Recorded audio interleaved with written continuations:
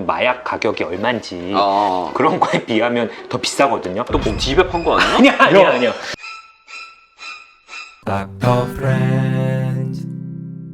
안녕하세요. 닥터 프렌즈입니다. 네, 여러분의 구독은 많은 힘이 됩니다.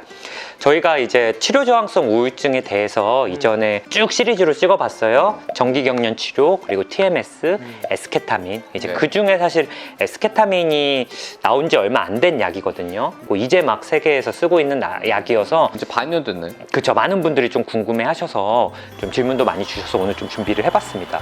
그냥 아무나 하는 거냐? 이게 실제로 좀 치료를 해도 되는 거냐? 뭐. 치료 적응증이? 예, 그래서 실제로 우리나라 이제 식품의약품안전처에 2가지 적응증을 받았어요. 일단은 최소 2개 이상의 경구, 먹는 항우울증에 적절하게 반응하지 않는 성인의 우울증에서 사용을 합니다. 그러니까 약을 2개를 먹었는데 반응이 없었다? 예, 항우울증 약을 2개 이상 썼는데도 반응이 없는 성인, 만 18세 이상의 좀 권고사항이고요. 그런 걸 뭐 치료 저항성 우울증이다 이런 식으로 정의를 하는 그렇게 합니다. 예, 이거는 사실 첫 번째로 받은 우리가 적응증이었어요. 근데 두 번째 적응증이 하나 또 생겼어요. 급성 자살 생각이 있는 그런 행동이 있는 성인의 어떤 중증 이상의 우울 장애에서 우울증상의 빠른 개선을 위해서 쓸 수 있다. 이제 TIT 치료 저항성 우울증은 사실 여러 정의가 좀 다양한데 2가지 이상의 항우울제를 사용하고 그리고 안티사이코틱스 항정신병 약물을 써도 반응하지 않는 경우를 치료 저항성 우울증이라고도 해요. 안티사이코틱스라고 하면은 환청이나 망상 같은 게 그런 그쵸. 게 있다는 말이에요? 많은 환자분들이 본인이 우울증 약을 드시는데 왜 정신분열증 약을 나한테 쓰지? 이렇게 하시는 분들이 있어요. 우울하게 말하는 예, 그러니까 뭐 예전엔 정신분열증, 요즘은 조현병으로 이름이 바뀌었지만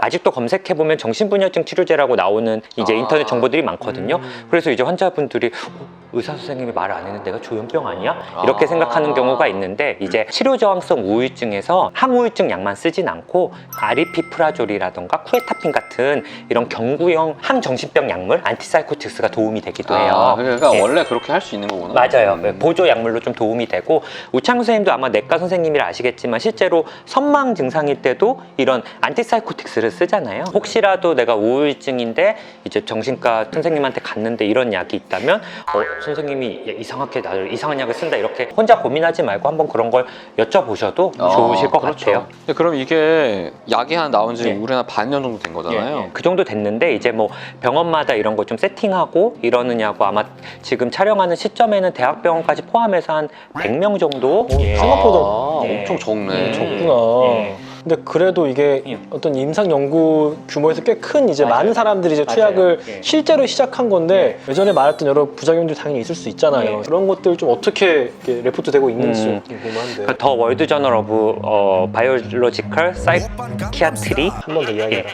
다시 한번 제대로 읽어주세요. 왜 이렇게 영어에 요새 그러니까. 깜짝 놀랐네. 샌프란시스코에서 온 진승입니다. 더 월드 저널 오브 바이올로지컬 사이키아트리에 이제 2020년 11월에 실린 논문인데 따끈따끈하네. 부작용은 생각보다 심하지 않다.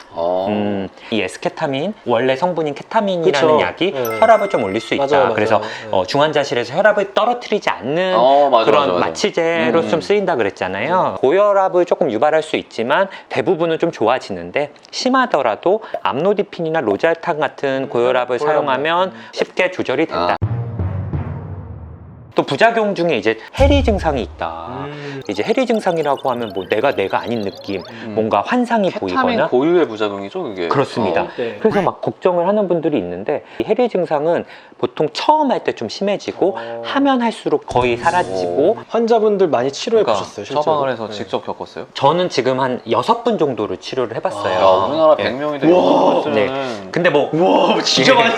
이제 해리 증상이 있는데 약간 해리 증상을 겪어도 환자분이 기분 나쁜 해리 증상이 아니라 귀여운 동물들이 조금 왔다 갔다 하는 느낌이다. 뭐 부정적이지 않으시구나. 예, 그런 느낌이고 그리고 실제로 해리 증상이 있어도 특별히 어떤 약물 치료나 이런 건 필요 없다라는 게 대부분의 의견이고 해리 증상이 있을 때 뭐 그걸 방지하려고 뭐 음악을 좀 듣는다거나 눈을 감기보단 뜨고 그림을 본다거나 아니면 예전에 긍정적인 기억들을 하면은 좀 좋아진다라고 좀 하고 졸림, 어지러움 같은 것도 있는데 대부분은 90분 내에 사라져요.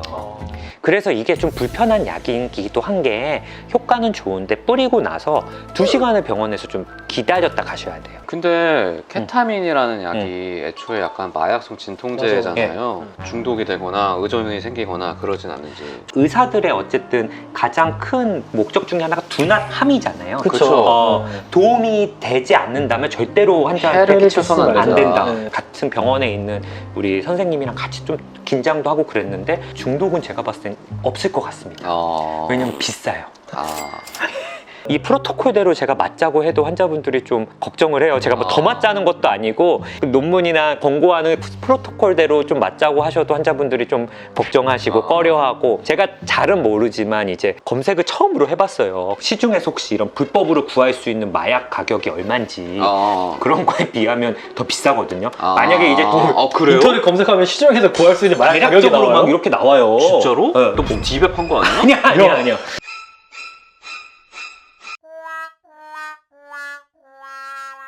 저희도 마약 중독은 정신과에서 다루니까 일부 진짜 강한 마약은 한 번만 해도 중독성이 강해요.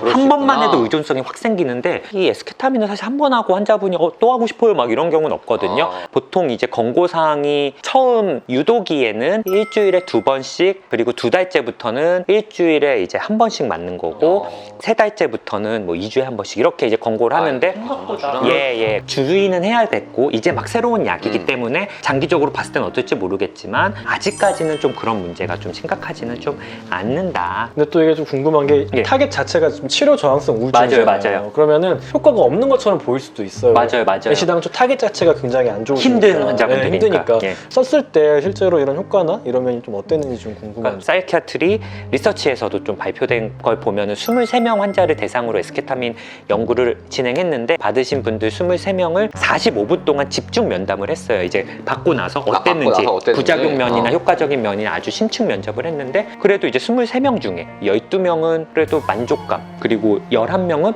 very satisfied 했다고. 매우 만족. 근데 또 그 중에서 이제 부작용 부분에서는 2명 정도는 좀 피곤했고 2명 정도는 좀 쓴맛이 좀 느껴졌다. 이게 또 아무래도 뒤로 넘어가니까. 그리고 약간 6명은 드렁큰 그렇다라고 하는 분들도 그게 조금 안 좋은 느낌이다 이런 부분도 있어서 일단은 우창현 선생님도 지난번에 뭐 동의를 해주셨지만 새로운 무기가 좀 생겼다는 거기 굉장히 때문에 중요하죠. 예, 근데 이게 코에다 뿌리는 거잖아요. 예. 그러니까 약이 안 들을 때 하는 거잖아. 맞아요. 먹는 약은 끊고 이것만 해도 되는 거예요? 아니요, 사실 저는 그렇게는 권고하진 않아요. 그러니까 경구 항우울증 약이랑 병용 투여를 하게 되어 있고요. 약물 치료를 좀 일단은 해보시고 만약에 그래도 안 되면 이걸 병행해 보시는 것도 좋을 것 같고요. 그리고 혹시라도 단순 우울증이 아니라 이제 심한 자살 사고라던가 심한 자살 사고가 있습니다. 아까 말한 자살 행동이 있다고 하면은 약물이랑 또 병행하면서 사실 그때도 말씀드렸다시피 항우울증 약의 효과를 보는데 몇 주간 걸리기 때문에 그 시간 동안에 진짜 무슨 일이 생기면 안 되니까. 그렇죠. 그래서 이거를 좀 해보시는 게 좋을 것 같아요. 그리고 에스케타민을 한다고 이게 우울 증상은 개선될 수 있지만 이게 입원이 필요하지 않다 이런 건 아니거든요. 그러니까 내가 이걸 하니까 나는 자살 사고가 나 있으니까 괜찮아 그러면 안 되는 그러시는 거는 좀 조심스럽게 좀 생각을 해보시면 좋을 것 같아요. 그래서 어쨌든 저도 좀 많은 연구들을 하고 있고 제가 새로 알게 된 부작용이라던가 효과 그런 것들이 있으면 한번 좀 같이 공유를 좀 드릴게요. 그러네 진짜. 알겠습니다. 감사합니다. 감사합니다.